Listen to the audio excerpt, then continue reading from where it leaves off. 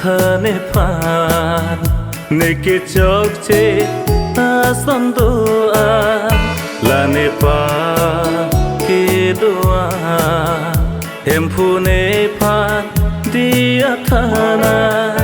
ninga klong pen chuning ri lo nang phan kang jin sto pen dia te thane phan ninga klong pen chuning ri lo nang phan kang jin sto pen dia te thane phan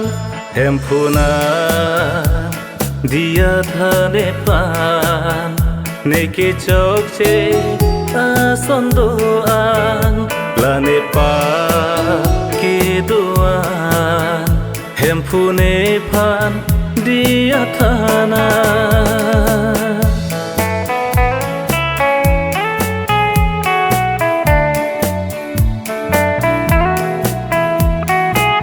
kisung ke boy vang sita me thir tibla kai ke ne seve kithi pran mui le vang ta me viru ne nang pen na choi ne ar long tha ga hem ki ma so ne ruwe chala ta phalang no un e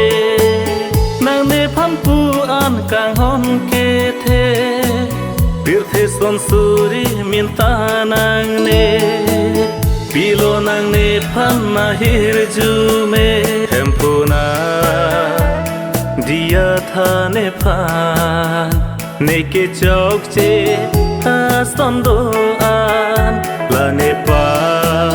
ke doan hemphu ne phan dia thana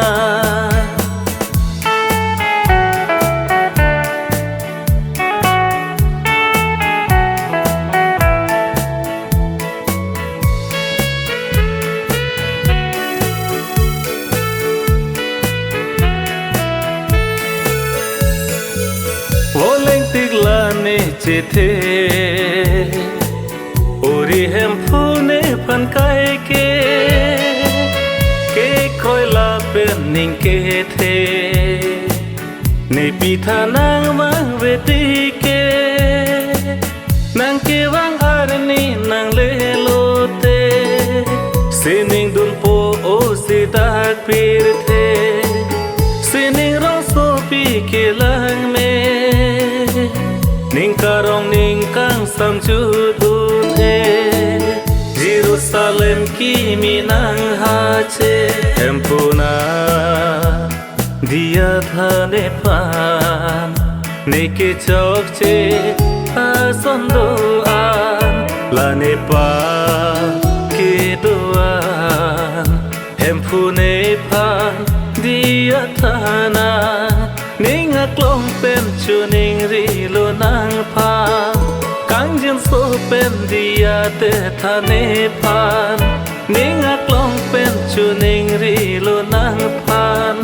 hemphu na dia thane phan neke chokche asondo an la ne pa ke doan hemphu ne phan dia thana